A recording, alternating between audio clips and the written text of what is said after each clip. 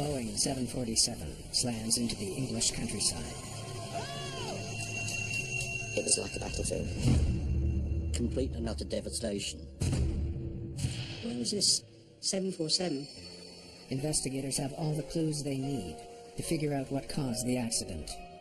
The aircraft took off with the same defect that it had arrived with. But they can't explain why no one on board did anything to prevent it. They seem to be ignoring the alarms completely. The first officer was about to die, and he didn't say anything. How can this happen? The answer lies not at the crash site, but thousands of kilometers away, buried in hundreds of years of history. Mayday, Mayday.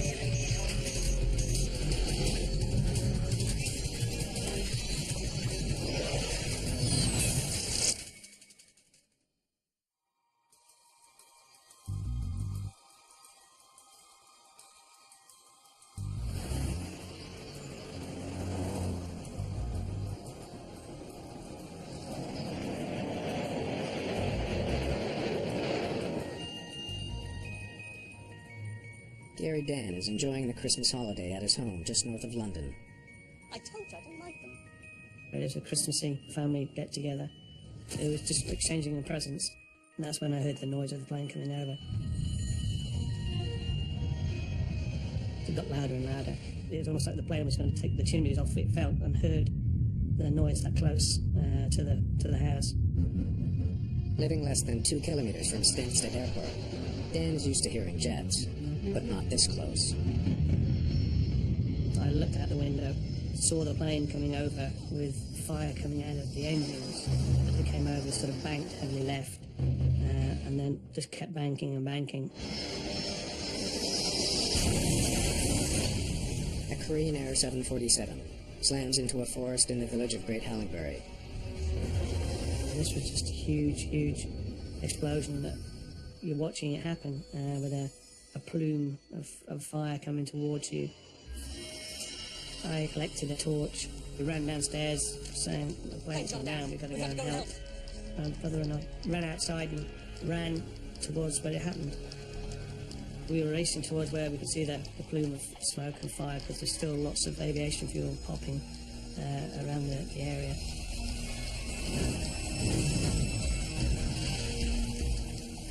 We ran and jumped into a very large crater, just shouting out, "Hello! You know, any survivors, please shout."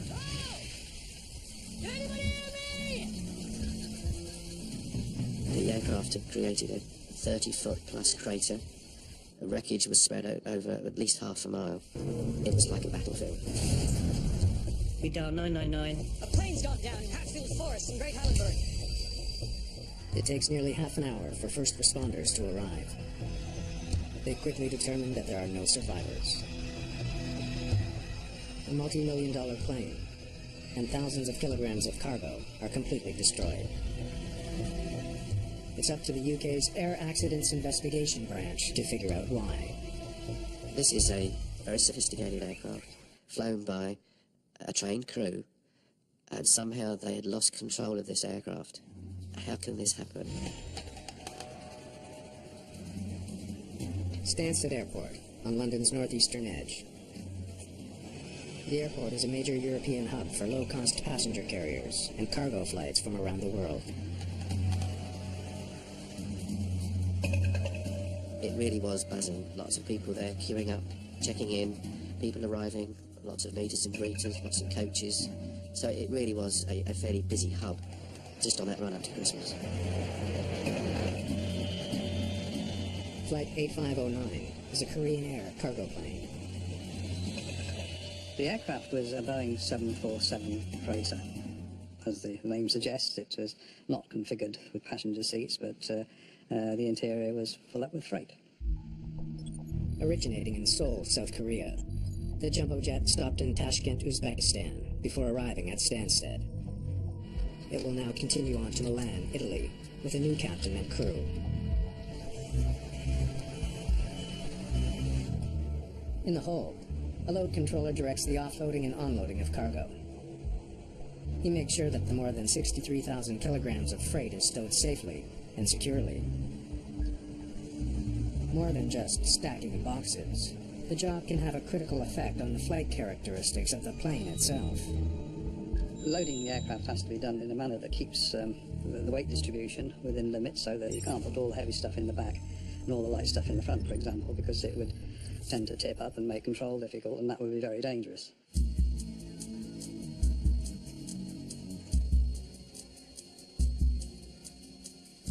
Captain Park Duck-Q is a highly respected commander. Sir. And a former colonel in the Korean Air Force, with thousands of hours flying time on the 747. Park Hong-Kyu is Flight 8509's flight engineer, responsible for monitoring the aircraft's mechanical systems. First Officer Yoon Ki-sik is new to the 747, with 195 hours flying time on the aircraft. On this night, there were the 3 crew and a Korean engineer. The engineer has overseen some minor maintenance work on the aircraft, and will now accompany Flight 8509 back to Seoul. All right, gentlemen, if departure goes smoothly, we may just make our scheduled time. Let's proceed. Stansted clearance delivery. Korean Air 8509 requesting clearance to Milan. Korean Air 8509, we have no flight plan. Cannot clear you. Copy that. Stansted, stand by for flight plan. Every commercial airplane needs to file a flight plan before it can leave the ground. Contact our people and get them to refile the flight plan. Hurry up. Ground control. Korean Air 8509 must wait while the document detailing their planned route is filed. As far as the air traffic control system is concerned, it's just another aeroplane. It has to obey all the same operational rules and procedures as any other aircraft, passenger or freight. Korean Air 8509 cleared to Milan via Dover. Take Romeo. Korean Air 8509 cleared the Dover 6 Romeo, squawk 2230. Now nearly an hour behind schedule, the crew gets clearance to taxi. It's 6:25 p.m. Korean Air 8509, line up on runway 23. Position and hold, runway 23. Korean Air 8509. Captain Park is well aware they have no hope of arriving in Milan on time. Korean 8509, clear takeoff runway 23. Finally.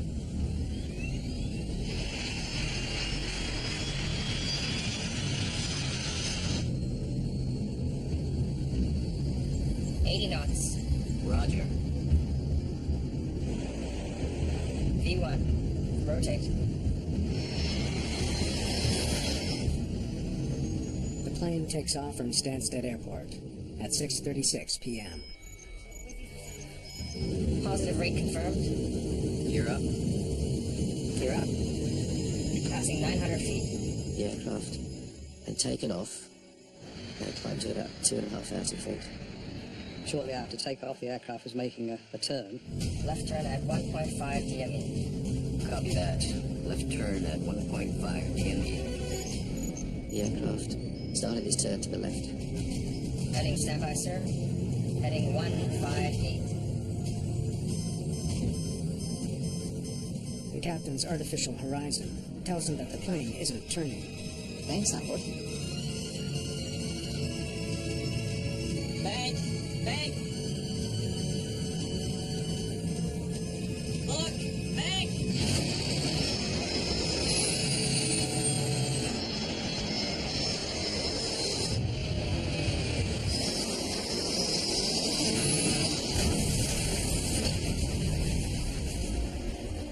For some reason, Flight 8509 has gone from takeoff to total destruction in less than 60 seconds.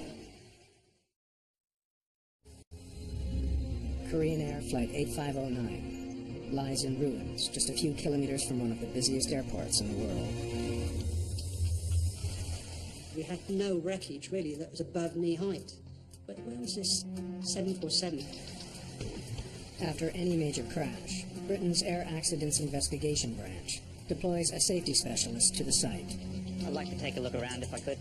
Sid Hawkins' job is to assess the level of danger at the crash site. One of the key things to do is to get investigators into site to start work. And for somebody like me who's looking after their safety, there's always a challenge for me to try and hold them at bay until we've done our initial site assessment. His first concern, the 30 tons of fuel the 747 was carrying on takeoff. Is that fuel still on site?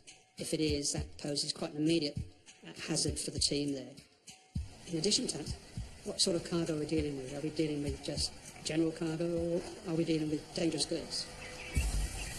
Let's shut down the scene for the night. It's too dark and dangerous. Notify your people. There was no lighting, and it actually was very, very dangerous for the investigators and the rescue services. Investigation of the crash site will have to wait till morning. But before they leave the area, they make a key find.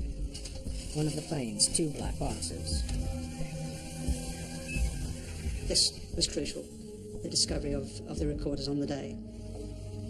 The cockpit voice recorder is extremely important dealing with any accident where we have no crew that survived.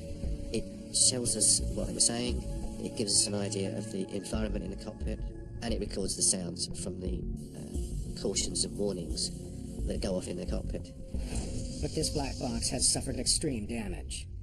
It's too soon to say whether the CVR holds valuable clues that could help explain the sudden crash, or if the last recorded moments of Flight 8509 are gone for good.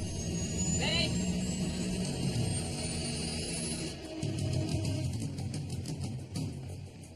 Meanwhile, the AAIB has begun work closer to the Stansted terminal on the airport runway.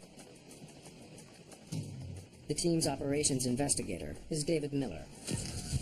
We had been out on the runway, having received a report from the airport that the runway was covered in debris. With Miller at the airport is engineering investigator Steve Moss. The things that go through your mind are possibly what's known as an uncontained engine failure, which means that the engine has burst and left bits on the runway. Investigators wonder if the plane actually began to disintegrate on takeoff. Among the small pieces of wreckage on the runway is an especially chilling piece of evidence. Something that looked very much like a human jawbone. And of course then your mind starts to race, what on earth's gone wrong? You know, has somebody been hit by the aircraft as it took off? We wondered whether somebody had committed suicide, had run towards the aircraft and thrown themselves into the engine, affecting its performance, and that had brought it down. We really didn't know. The runway investigation has stopped all flights in and out of Stansted Airport. The shutdown comes just days before Christmas. The terminal was seething with people. The pressure on us was tremendous to get that runway open. Korean airline representatives arrived at Stansted Airport this morning. They're here to talk to accident investigators, both to try to assess what's known about the crash as well as to answer questions. And there are sure to be a lot of questions. The destruction of Flight 8509 is the 5th major accident for Korean Air in the past 2.5 years. If the AAIB can figure out what happened in Stansted, they may be able to break this deadly pattern. Daylight and the remains of a 747 lying in a path of destruction on the edge of an English village. It was a very confusing debris field. It takes a while for one to absorb the scene and to try and make sense of it all. By daylight, they get their first good look at the point of impact. A massive crater surrounded on all sides by scattered debris. In fact, what we were seeing on the runway was debris from the explosion, which had blown debris high into the air and had been carried downwind and just happened to deposit on the runway. The far-flung wreckage also helped solve the mystery of what seemed to be a jawbone on the runway.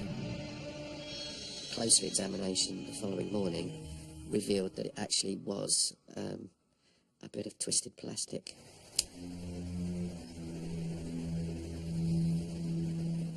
Safety specialist Sid Hawkins now turns his attention to the shattered remnants of the plane's cargo. If you can imagine 40, 50 tons of cargo, almost all of it packed in cardboard boxes, and the explosion being so severe that every piece had been destroyed. And it gives you an indication, really, of just how severe this explosion was. He needs to know if any of it poses a risk to investigators. We had a consignment of corrosive materials. Hawkins learns that Flight 8509 also carried military detonating cord, 2 tons of whiskey, color printer cartridges, even an X-ray machine.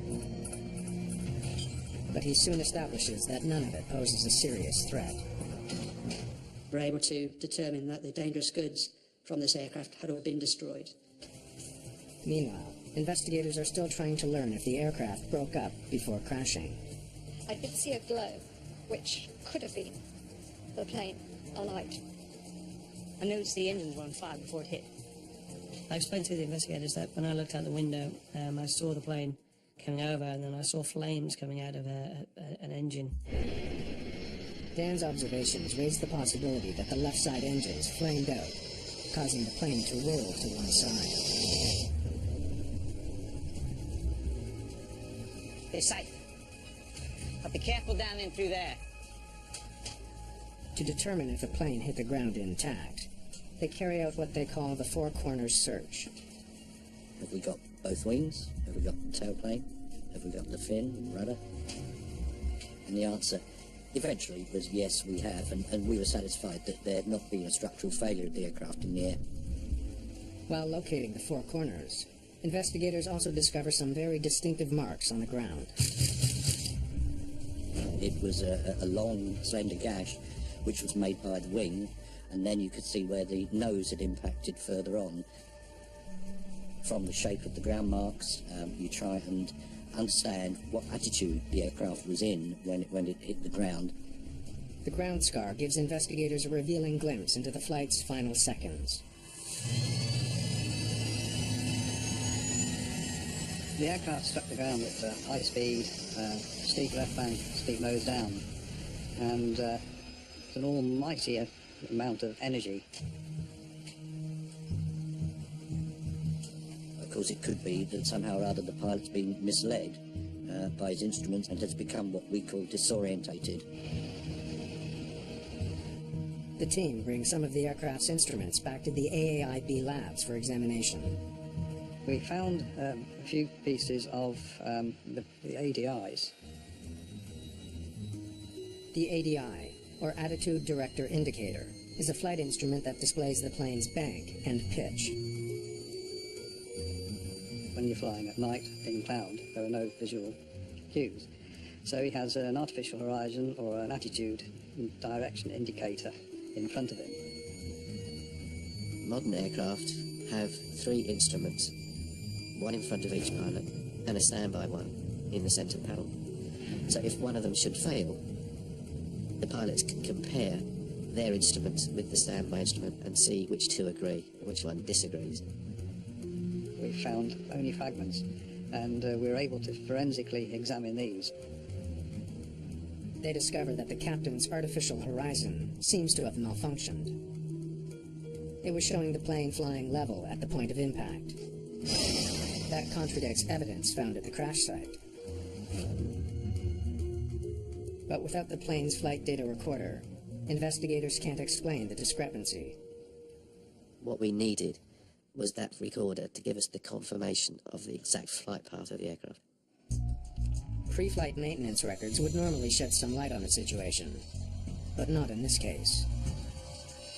Technical log from this flight was not available to us. It had been destroyed in the impact, and unfortunately a copy was not left at Stansted. It should have been. For more information, investigators interview the crew that flew the plane to Stansted on the previous leg of the flight. I need you to walk me through exactly what happened. They told us that when they departed from Tashkent the day before, in good weather, in daylight conditions, they had to carry out a turn to the left. As captain commenced the turn, his artificial horizon did not work in roll. In the daylight, the pilot was able to get his bearings from the horizon outside. In order to resolve this issue, the captain selected number 3 as his source, and his instrument worked perfectly. they continued the flight and landed uneventfully at Stansted. After landing, the inbound crew left the terminal before the replacement crew arrived. The normal practice is if a inbound crew, were to meet the outbound crew, there would be a verbal handover, a debrief, if you like, of the state of the aircraft. But that didn't happen. Instead, the only person that heard about the ADI problem is the Korean Air maintenance engineer. Okay, I'll have a look. Korean Airlines had dispatched an engineer to take charge of any work that needed to be done on it. The Korean engineer didn't have the tools he needed for the job, so he enlisted some local help. Need you to remove the captain's ADI. The story of the repair only deepens the mystery. The inbound crew knew they had a faulty instrument, and they had it fixed. And yet on takeoff, Captain Park's artificial horizon did not work according to the evidence found at the crash site. The Korean engineer is dead. The only person they can ask about the repair is the British mechanic who helped him. The locally based engineer told us he removed the instrument from the panel, unplugged the wires at the back. Alright, that's our problem. You reset the pin? And found what he believed to be a problem with the connector pins at the back of the instrument. He replaced the connector in the right way, put the instrument back into the instrument panel, and then carried out a test. Looks good. As far as the engineer was concerned, the problem was solved. Had the maintenance actions actually fixed the defect? They hope the answer will be found on the flight data recorder. It has finally been recovered at the crash site. To find that in amongst all the wreckage at the bottom of a 30-foot crater took a considerable effort. It took 7 days to find it. But when they download the data, something doesn't add up. The readout is showing that the plane's roll angle never exceeded 2 degrees. Clearly it had gone in at a much steeper roll angle than that, like 90 degrees. So that set the alarm bells ringing. Why should that occur? Why a Korean Air 747 crashed just moments after takeoff from London's Stansted Airport is a mystery investigators are only beginning to unravel.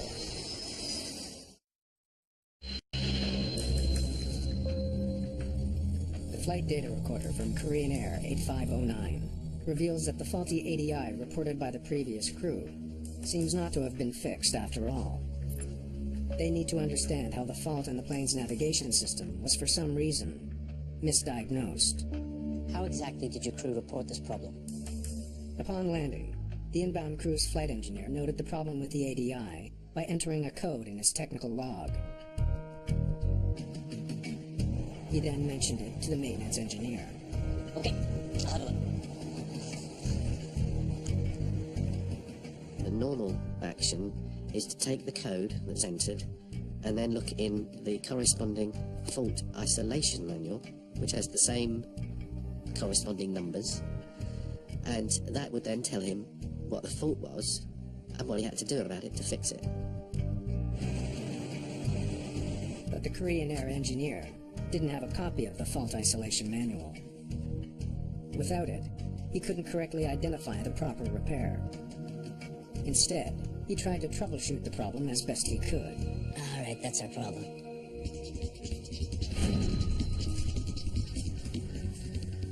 This is when we go into the detailed evaluation of the aircraft manual, the component manuals, right down to the wiring manuals. After an in-depth analysis of the plane's navigation system, they finally figure out what was wrong with the captain's artificial horizon. It was being fed corrupt information. The real problem lay deeper, with a device called an inertial navigation unit, or INU. The units, deep inside the airplane, send pitch and roll data to the captain and first officer's ADI. Investigators conclude that one of the INUs short-circuited. it simply ended up in corrupting the morale information that was fed to both the flight data recorder and the captain's ADI. All the maintenance work done on Flight 8509 was misdirected. What they had repaired was never the problem at all. Really, they were barking up the wrong tree. Need you to remove the captain's ADI. If the fault isolation manual had been available, they might have deduced that the correct maintenance action was to replace the number 1 INU, not the captain's ADI. The rectification action was completely ineffective. The aircraft took off with the same defect that it had arrived with. An instrument failure is a rare occurrence. However, crews are trained to deal with it. Checking each of the 3 ADIs should have allowed the captain to identify the problem. The recorded flight data shows that both the first officer's ADI and the backup instrument displayed the plane's correct bank angle. Only the captain's artificial horizon was wrong. How the crew dealt with that defect in the seconds after takeoff could be the key to understanding why the flight ended in disaster. Investigators finally have new insight into those crucial last moments.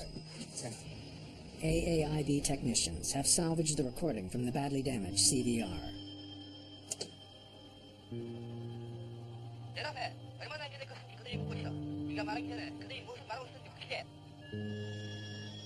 One of the most important things that was on that recorder was the sound of a warning horn going off in the cockpit as the aircraft departed from Stansted.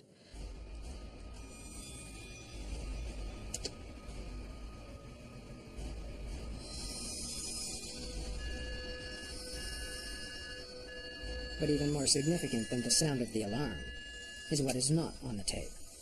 They seem to be ignoring the alarms completely. There was no discussion about the fault with the artificial horizon. The alarm is telling the pilots one of their ADIs is malfunctioning. They should check the 3rd instrument to see which ADI is correct. But the pilots remain strangely silent. The flight engineer saw the standby horizon, looked at the other instruments, and actually pointed out this problem to the captain. Thanks, someone. But the captain did not respond to that, either in words or deeds. Investigators are also troubled by the fact that the first officer, who had a working ADI, did nothing to save the plane. Why didn't the first officer say anything? Here, he was in a situation where he was about to die. He knew that the instruments were at fault, the comparator buzzer was going off, and he said nothing. The co-pilot should have said to the captain, your ADI is not reading correctly. He should have forcefully said to the captain, mine's correct, I have control, let me take control.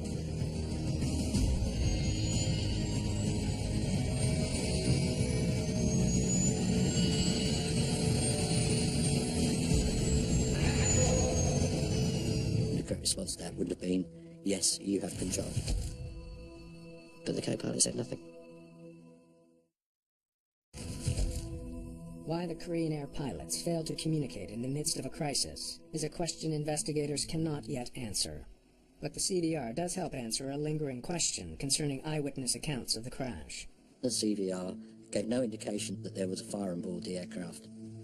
You would have heard of an engine fire bell, which is a very distinctive warning, and we didn't hear that. The fact that some witnesses were wrong doesn't surprise Moss. There's all sorts of things people can see in bad weather conditions at night. Reflections of the aircraft's lights or the navigation lights sometimes can mislead people into thinking there's a fire there. Investigators now want to know more about the crew members who let a minor malfunction lead to a catastrophic crash.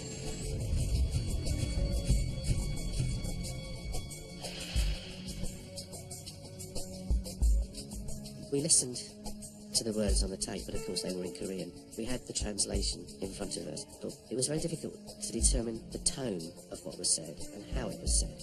And we had someone who spoke Korean listening to this conversation, telling us the social interaction between the two crew.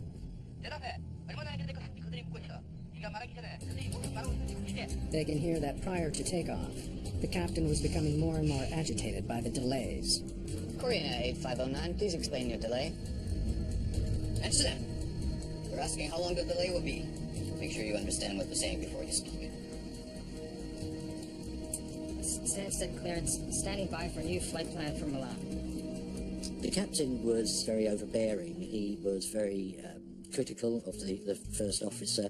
And the first officer was quite subservient in this conversation. He did all the listening, the captain did all the talking.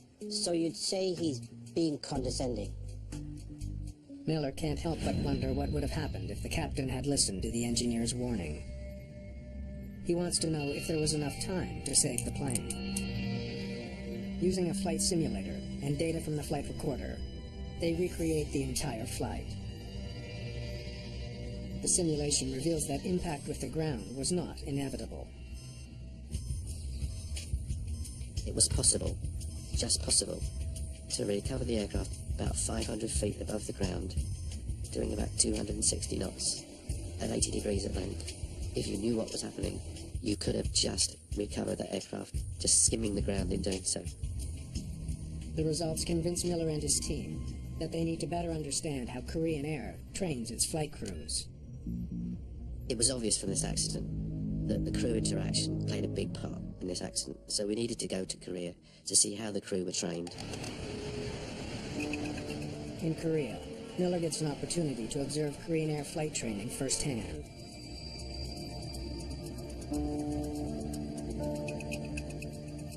There was definitely a hierarchy between pilots.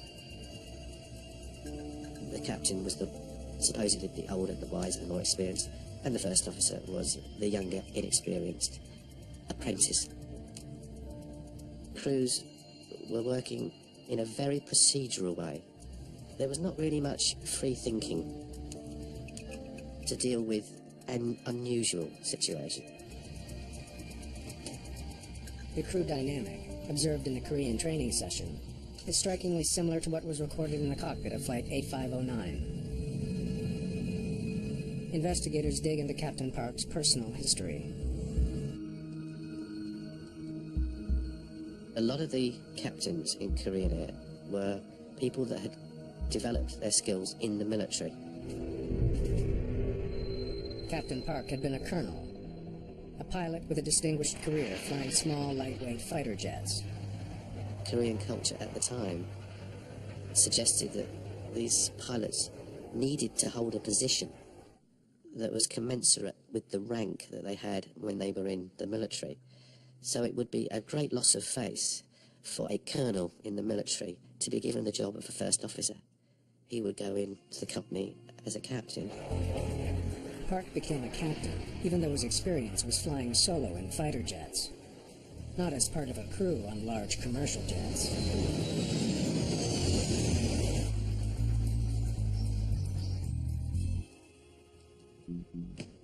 By piecing together the puzzle of miscommunications, unexpected glitches, and crew dynamics, investigators believe they finally understand why Korean Air 8509 hit the ground less than 60 seconds after lifting off. This is inexcusable. If we had one more delay. Korean 8509, clear takeoff runway 23. Clear for takeoff runway 23. Korean 8509. Clear for takeoff. Fine. A series of delays put Flight 8509 behind schedule, testing the patience of the captain. The first officer remained quiet, trying to avoid conflict with a senior colleague. To operate any aircraft, you need the crew to be working as a team. You don't want an autocrat in one seat and someone who's very subservient in the other. V1. Rotate. Positive rate confirmed. You're up. You're up. You have to have the crew talking to each other, feeling free to comment and criticise if necessary what the other's doing. The critical moment came as the captain turned his control column to the left. His artificial horizon didn't move. And that would have been very confusing. He would have wondered why. And in fact, what he did was put more bank on, and more bank, and continued to increase the turn rate. The flight engineer knew that the aircraft was starting to bank at an extreme angle. But Captain Park ignored all warnings. In fact, he had received a reprimand some months before because he had not correctly followed an instrument departure procedure. And we think that this was uppermost in his mind, that he had to follow the correct procedure to avoid getting another rap across the knuckles, I suppose. To make matters worse, he had no visual reference, and likely couldn't feel the drastic bang.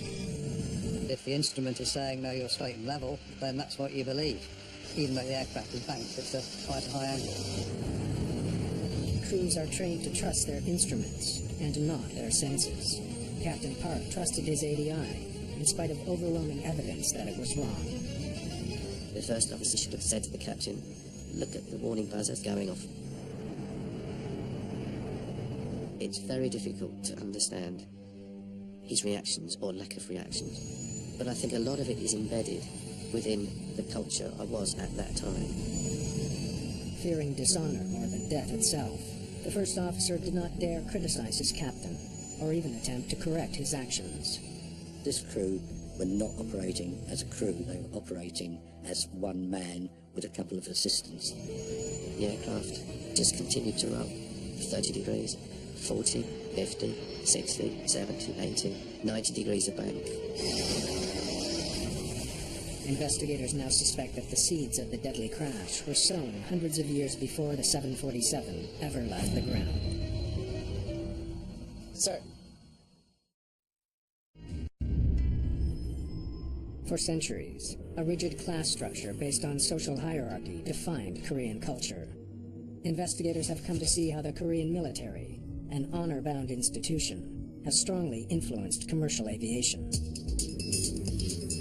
It's now clear that strict adherence to cultural norms put the crew of Korean Air 8509 in danger from the moment they entered the cockpit.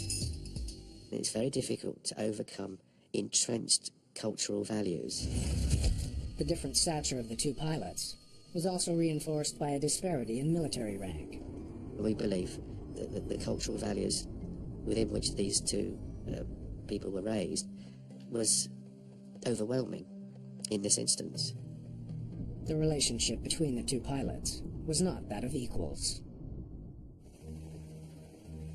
Just 2.5 years earlier, a Korean Air flight went down in the South Pacific, killing more than 200 people. Korean Air had been going through quite a rough patch. One of their aircraft had been involved in an accident in Guam. Poor crew communication and long-standing rules of hierarchy had also contributed to the crash in Guam. Their reputation was not good. Then this accident had come along. The U.S. military stopped using Korean Air to ferry its personnel in the Pacific region.